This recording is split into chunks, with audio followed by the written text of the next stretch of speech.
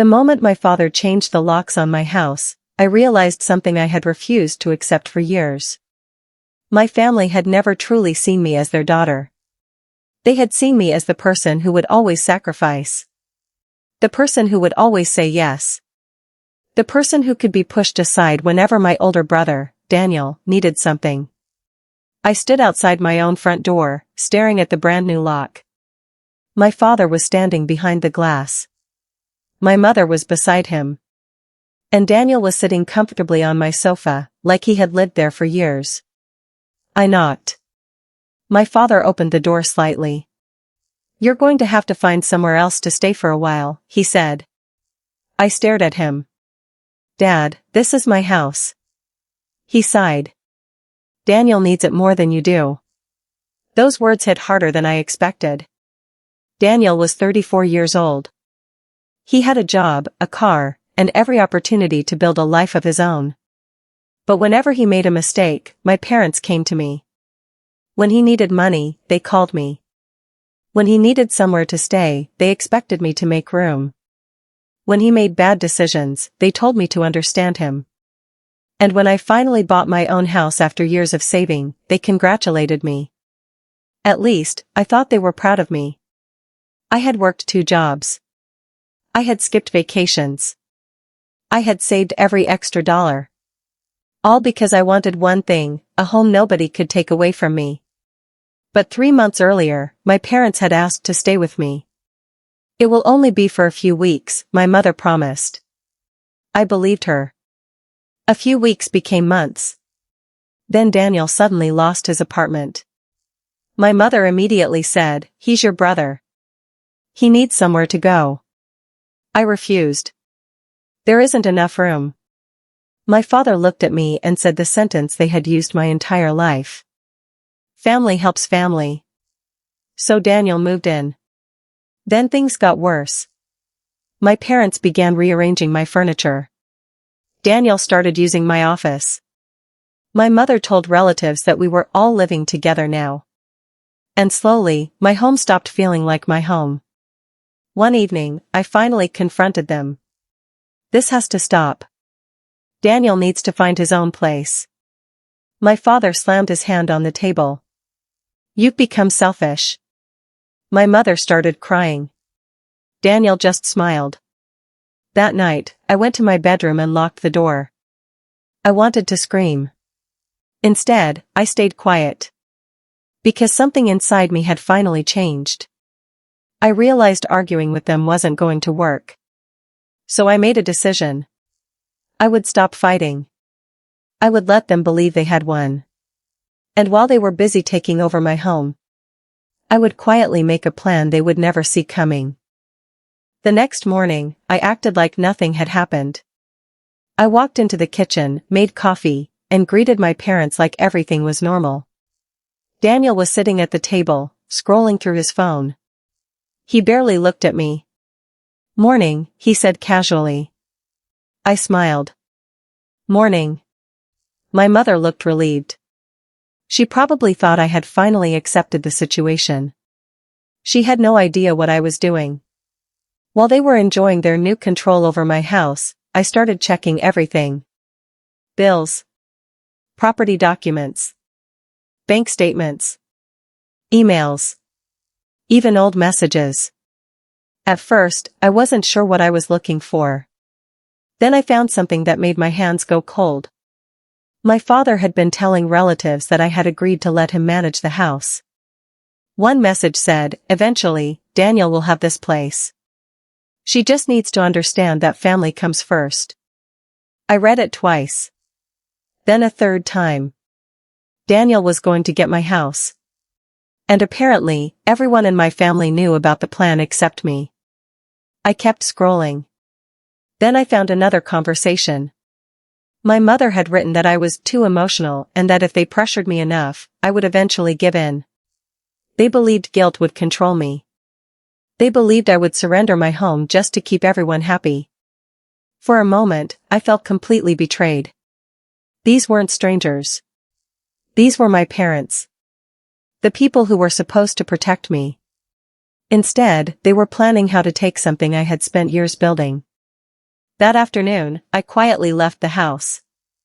I sat in my car and called a lawyer. I explained everything. The lawyer reviewed my property records and payment history. Then he said something that immediately changed the situation. Your parents don't own this property.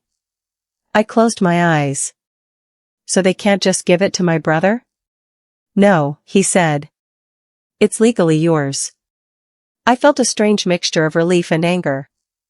All those months, they had acted like they had authority over my life. But legally, they had nothing. Still, I didn't want a screaming match. I didn't want revenge that would create more damage. I wanted them to understand that their actions had consequences. So I made a plan. I would give them time to leave. I would arrange everything properly. And most importantly, I wouldn't tell them until I was ready. When I returned home that evening, Daniel was sitting in my favorite chair. My father was at the dining table. My mother was preparing dinner. Nobody asked where I had been. Nobody cared. Then my father suddenly looked at me. We've made a decision, he said. I stayed silent. He continued. Daniel needs stability. From now on, this house is going to be his home. Daniel smiled. My mother nodded. They were waiting for me to argue. Instead, I took a slow breath. Then I smiled. Okay. My father looked surprised. Daniel laughed. Finally, you're being reasonable. I nodded. Of course. They had no idea what that one word meant. Because while they thought I had surrendered, I had already started preparing the next step. And this time, they wouldn't be able to stop me. The next morning, I woke up earlier than usual. My parents were still asleep. Daniel was still enjoying the life he thought he had won. I quietly left the house and made 3 phone calls. The first was to my lawyer. The second was to a property management company. The third was to a moving company. I wanted everything handled calmly. No screaming. No public argument. No ugly family drama. Just consequences. My lawyer prepared the necessary documents and confirmed that my parents and Daniel had no ownership rights to the property. Then I arranged a temporary apartment for my parents. I didn't have to do that. But I wanted to make one thing clear. I wasn't trying to destroy my family. I was taking back my life. For Daniel, I found several affordable apartment options and gave him the information. He was an adult. It was time for him to act like one. Then I waited. For 2 days, I said nothing. I went to work. I came home. I ate dinner with them. I listened while my parents talked about their future plans as if my house already belonged to Daniel. And every time they mentioned it, I simply smiled. Then, on Thursday evening, my father called a family meeting. We sat around the dining table. My father looked serious. My mother sat beside him.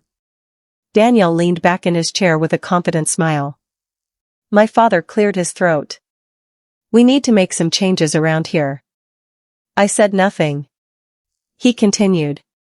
Daniel needs stability. So we've decided he's going to stay here permanently. Daniel smiled. My mother nodded. Then my father looked at me. You need to accept that. For a few seconds, nobody spoke. Then I calmly reached into my bag. I placed a folder on the table. My father frowned. What is that? Something you should have seen before making your decision. He opened the folder. Inside were copies of the property records, payment history, legal documents, and a formal notice. His expression changed. My mother leaned closer. What does this mean? I looked at all 3 of them. It means you have 30 days to leave. Silence filled the room. Daniel suddenly sat up. You're serious? Yes. My father stared at me. You can't do this to your family. I almost laughed. You did it first. My mother started crying. Where are we supposed to go? I've already arranged a temporary apartment for you. She looked at me in disbelief. You planned this? 4 weeks. Daniel stood up. You're throwing us out of your own house? I looked directly at him. No. I paused. I'm asking you to leave a house that was never yours. His face went completely blank. For the first time, Daniel had nothing to say. My father tried one last argument. We are your parents. I nodded. I know. Then how can you treat us like this? I looked down at the folder.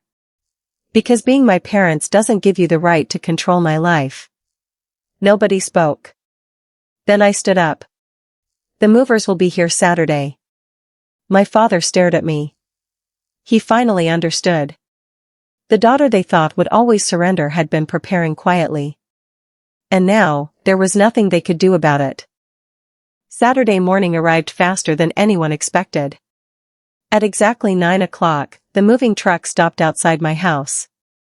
My parents were sitting silently in the living room. Daniel was pacing back and forth.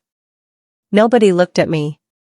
The movers started carrying boxes out of the house. For months, my family had treated the place like it belonged to them. Now, one box at a time, reality was finally setting in. My mother walked into the kitchen and found me standing by the counter. She looked exhausted. I never thought you'd really do this, she whispered. I looked at her. I never thought my own family would make me. She lowered her eyes. For a moment, neither of us spoke. Then she said something I had waited years to hear. We always favored Daniel. My chest tightened. She continued. We thought you were stronger. We thought you could handle more. I shook my head. Being strong doesn't mean I deserve less. Tears filled her eyes. You were always the responsible one. And because I was responsible, I replied, you thought it was okay to keep asking me for more. She didn't answer. For the first time, she understood. Being the dependable child had become my punishment. Meanwhile, Daniel came into the room. He looked angry. You're really choosing a house over your family? I looked at him calmly. No, Daniel. I paused. I'm choosing myself. He stared at me. Then he shook his head and walked away. By noon, most of their belongings were gone. My parents had the temporary apartment I had arranged for them. Daniel had information about several places he could rent. They weren't helpless. They simply weren't used to being responsible for themselves. Before Daniel left, he stopped at the front door. You've changed. I looked at him. Yes. He waited for me to explain. I didn't.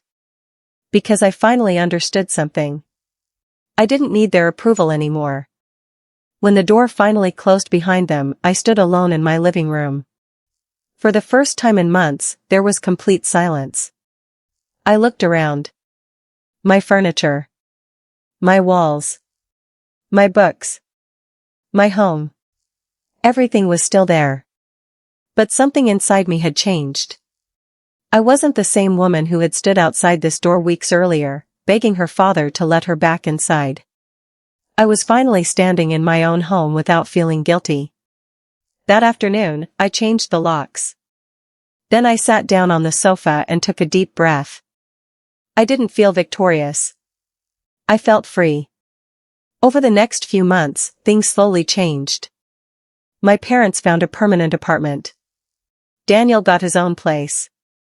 Our relationship didn't magically become perfect. There were still difficult conversations. There were still moments when they blamed me. But one thing was different. They could no longer assume I would always say yes. And I stopped feeling guilty whenever I said no. Looking back, I realized something important. My family had called me selfish because I stopped sacrificing myself. But protecting your peace isn't selfish. Setting boundaries isn't betrayal. And choosing yourself after years of being ignored isn't revenge. It's self-respect. Sometimes, the strongest revenge isn't hurting the people who hurt you. It's building a life they can no longer control. My parents thought they could take my home because they believed they had already taken my voice. They were wrong. They didn't realize that behind every quiet okay, I was making a plan. And when the time came, I didn't need to destroy them. I simply exposed the truth. My home was mine. My life was mine. And for the first time, my choices were mine too.